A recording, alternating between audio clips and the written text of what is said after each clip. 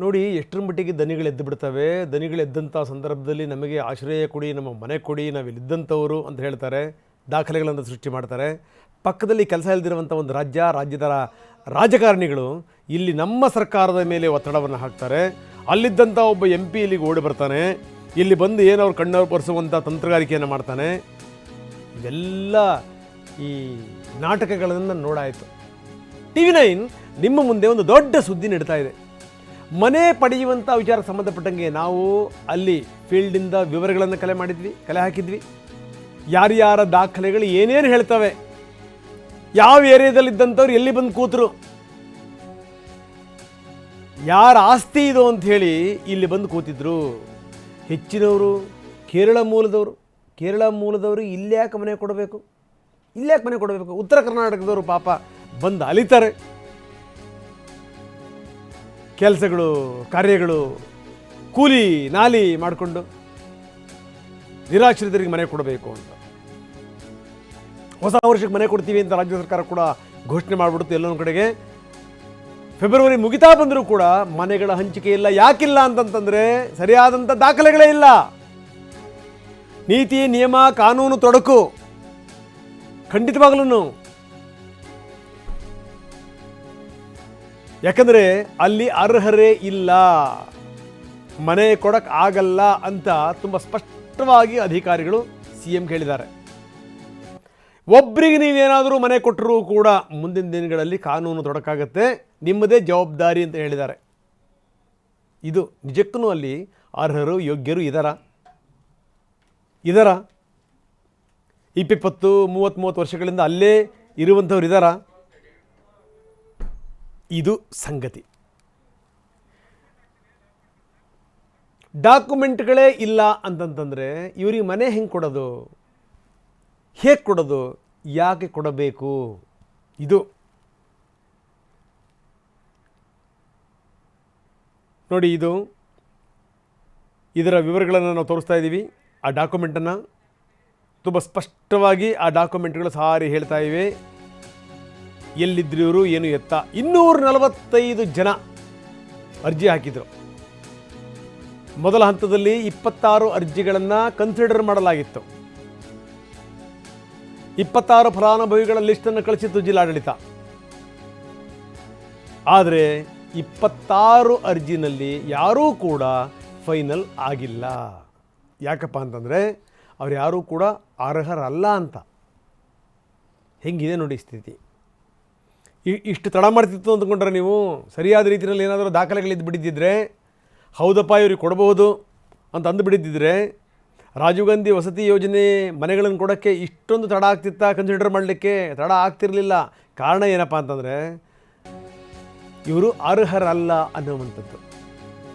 ಯಾಕಂದರೆ ನಿರಾಶ್ರಿತರು ಅವ್ರಿಗೆ ಮನೆ ಕೊಡಬೇಕು ಅಂತಂದರೆ ಕಂಡೀಷನ್ಸ್ಗಳಿದೆ, ಕೆಲವೊಂದು ಕಂಡೀಷನ್ಸ್ ಅಪ್ಲೈ. ರಾಜೀವ್ ಗಾಂಧಿ ವಸತಿ ಯೋಜನೆ ಏನು ಹೇಳುತ್ತೆ? ನಿಯಮಗಳ ಒಳಗಡೆ ನೀವಿರಬೇಕು. ಹಾಗಾದರೆ 24 ಮಂದಿ ರೆಸಿಡೆನ್ಷಿಯಲ್ ಸರ್ಟಿಫಿಕೇಟನ್ನೇ ನಮೂದಿಸಿಲ್ಲ, ಇಲ್ಲ ಅವ್ರ ಹತ್ರ.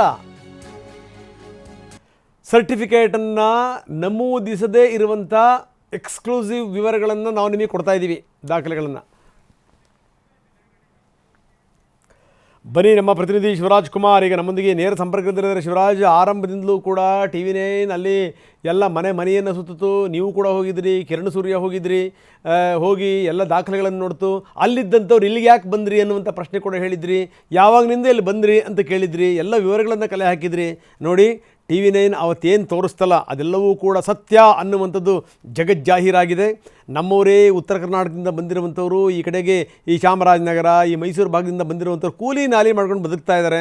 ಅವ್ರಿಗೆ ಮನೆ ಕೊಡೋ ಯೋಗ್ಯತೆ ಇಲ್ಲ ನಮಗೆ, ಸೂರು ಕೊಡೋವಂಥ ಯೋಗ್ಯತೆ ಇಲ್ಲ ನಮಗೆ. ಯಾರೋ ಹೇಳಿದ್ರು ಅಂತ, ಕೇರಳದವ್ರು ಪ್ರಚಾರ ಹಾಕಿದ್ರು ಅಂತ, ಇವರು ಏನು ತಕ್ಷಣ ಕೊಡ್ತೀವಿ ಅನ್ನೋದು, ತಕ್ಷಣ ಲಿಸ್ಟ್ ಬಿಡುಗಡೆ ಮಾಡ್ತೀವಿ ಅನ್ನೋದು, 26 ಜನರ ಹೆಸರನ್ನು ಫೈನಲ್ ಮಾಡಿದ್ವಿ ಅಂತ ಹೇಳೋದು ಎಲ್ಲ ಆಯಿತು. ಆದರೆ ಈಗ ನಾವು ಕೊಡ್ತಿರುವಂಥ ಸುದ್ದಿ ಇದೆಯಲ್ಲ, ಅದು ಸರ್ಕಾರಕ್ಕೊಂದು ದೊಡ್ಡ ಸಂದೇಶ. ಯಾಕಂದರೆ ಸರ್ಕಾರದ ದಾಖಲೆಗಳನ್ನೇ ನಾವು ಕೂಡ ತೋರಿಸ್ತಾ ಇರೋದು, ಸರ್ಕಾರಿ ಅಧಿಕಾರಿಗಳು ಏನು ಹೇಳಿದ್ರು ಅದನ್ನೇ ನಾವು ತೋರಿಸ್ತಾ ಇರೋದು. ಇಲ್ಲಿ ಮನೆ ಪಡೀಲಿಕ್ಕೆ ಯಾರೂ ಕೂಡ ಅರ್ಹರಿಲ್ಲ, ಯಾರೂ ಕೂಡ ಯೋಗ್ಯತೆ ಇರುವಂಥವ್ರಿಲ್ಲ. ಯಾಕಂದರೆ ಅವರು ಇಲ್ಲಿಯವರು ಅಲ್ಲ ಅನ್ನುವಂಥದ್ದು. ಏನಂತೀರಿ ಶಿವರಾಜ್? ರಂಗನಾಥ್, ಖಂಡಿತವಾಗ್ಲೂ ಈ ಒಂದು ಕೋಗಿಲು ಬಳಿಯ ಒಂದು ಸುದ್ದಿ ರಾಜ್ಯ, ರಾಷ್ಟ್ರ, ಅಂತಾರಾಷ್ಟ್ರ ಮಟ್ಟದಲ್ಲಿ ಸುದ್ದಿ ಆಗುತ್ತೋ, ಪಕ್ಕದ ಕೇರಳದಿಂದೆಲ್ಲ ಬಂದು ಇವ್ರ ಪರ ಬ್ಯಾಟ್ ಬೀಸುವಂಥ ಕೆಲಸ ಮಾಡಿದರು. ಅಲ್ಲಿನ CM ಪಿಣರಾಯಿ ವಿಜಯನ್ ಕೂಡ ಇಲ್ಲಿ ಗೂಂಡಾ ಸರ್ಕಾರ ನಡೆಸ್ತಾ ಇದೆ, ಈ CM ಸರ್ಕಾರ ಸರಿ ಇಲ್ಲ, ಸಿದ್ದರಾಮಯ್ಯ ಅವ್ರ ಸರ್ಕಾರ ಅಂತೆಲ್ಲ ಹೇಳಿ ಒತ್ತಾಯ ಮಾಡಿದರು. ಕೂಡಲೇ ಹರೇಬರಿಯಲ್ಲಿ CM ಸಿದ್ದರಾಮಯ್ಯ ಅವರು ಕೂಡ ಒಂದು ಮಾತಿನ ಭರವಸೆಯನ್ನು ಕೊಟ್ಬಿಟ್ರು, ನಾವು ಅವ್ರಿಗೆಲ್ರಿಗೂ ಕೂಡ ಮನೆಗಳನ್ನು ಕೊಡ್ತೀವಿ ಹೊಸ ವರ್ಷಕ್ಕೆ ಅಂತ. ಆದರೆ ಯಾವುದೇ ಕಾರಣಕ್ಕೂ ಕೊಡೋಕ್ಕೆ ಆಗೋದಿಲ್ಲ ಅಂತ ಕಡ್ಡಿ ತುಂಡಾದಂತೆ ಅಧಿಕಾರಿಗಳು ಈಗ ಸ್ಪಷ್ಟಪಡಿಸಿದ್ದಾರೆ. ನಾವಿಲ್ಲಿ ಪ್ರಮುಖವಾಗಿ ನೋಡ್ಬೋದು, ನೀವು ಹೇಳಿದಾಗೆ ನಾವು ಕೂಡ ಅಲ್ಲಿ ಗ್ರೌಂಡ್ ರಿಪೋರ್ಟನ್ನು ಮಾಡಿದ್ವಿ. ಹಂತ ಹಂತಕ್ಕೂ ಪ್ರತಿಯೊಂದೂ ಕೂಡ ಅಲ್ಲಿ ಏನೆಲ್ಲ ರಿಯಾಲಿಟಿ ಇದೆ ಅದನ್ನು ತೋರಿಸುವಂಥ ಕೆಲಸವನ್ನು TV9 ನಿರಂತರವಾಗಿ ಮಾಡಿತ್ತು. ಅದರ ಅಸಲಿಯತ್ತನ್ನು ಬಿಚ್ಚಿಟ್ಟಿತ್ತು. ಯಾರು ಇಲ್ಲಿ ಅಸಲಿಯಾಗಿರುವಂಥವ್ರು ಬೇರೆ ಬೇರೆ ಭಾಗಗಳಿಂದ ಬಂದು ಇಲ್ಲಿ ಯಾರು ಸೇರ್ಕೊಂಡಿದ್ದಾರೆ ಅನ್ನೋದನ್ನು ಕೂಡ ನಾವು ತೋರಿಸಿದ್ವಿ. ಅವರೆಲ್ಲರೂ ಕೂಡ ಕೇವಲ ಇದ್ದಿದ್ದು ಆಧಾರ್ ಕಾರ್ಡ್ ಮತ್ತು voter I D.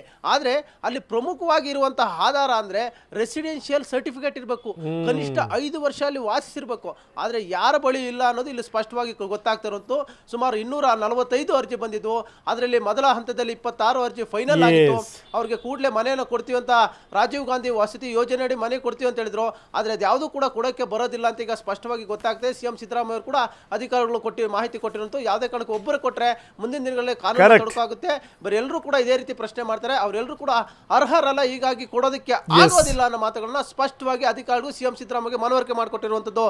Ranganath, S, ಧನ್ಯವಾದ ತಮ್ಮೆಲ್ಲ ಮಾಹಿತಿಗೆ. ನೋಡಿ, ಇದು ಸಂಗತಿ. ಅಂದರೆ ಸಿದ್ದರಾಮಯ್ಯನವರಿಗೆ, ಅಂದರೆ CM ಅವರಿಗೆ ತುಂಬ ಸ್ಪಷ್ಟವಾಗಿ ಅಧಿಕಾರಿಗಳು ಹೇಳಿದ್ದಾರೆ, ನೀವೇನಾದರೂ ಒಬ್ಬರಿಗೆ ಮನೆ ಕೊಟ್ಟರೆ ಸಾಲು ಸಾಲು ಜನ ಬರ್ತಾರೆ, ನಾಳೆ ಕಾನೂನಿನ ತೊಡಕಾಗುತ್ತೆ, ನೀವೇ ಜವಾಬ್ದಾರರು ಅಂತ. ಯಾಕೆ ಕೆಲಸಲ್ಲದನ್ನು ಮೈ ಮೇಲೆ ಹೇಳ್ಕೊಳ್ತಾರೆ? ಯಾರೋ ಕೇರಳದ ರಾಜಕಾರಣಿಗಳು ಬಂದ ಮೇಲೆ ಪ್ರಚಾರ ಹಾಕಿದ್ರೆ ನಾವು ಕೇಳಬೇಕಾ? ಮುಲಾಜಿಲ್ದಂಗೆ ರಿಜೆಕ್ಟ್ ಮಾಡಬೇಕು. ನಿಜಕ್ಕೂ ಯೋಗ್ಯತೆ ಇದೆಯಾ? ನಿಜಕ್ಕೂ ಅರ್ಹತೆ ಇದೆಯಾ? ಪಾಪ ಇಲ್ಲಿಯವರೇನಾ, ನಮ್ಮವರೇನಾ? ಕೊಡಲಿ, ಯಾರು ಬೇಡ ಅಂತಾರೆ? ಸುಮ್ಮನೆ ಯಾಕೆ ಕೊಡಬೇಕು? ಇದು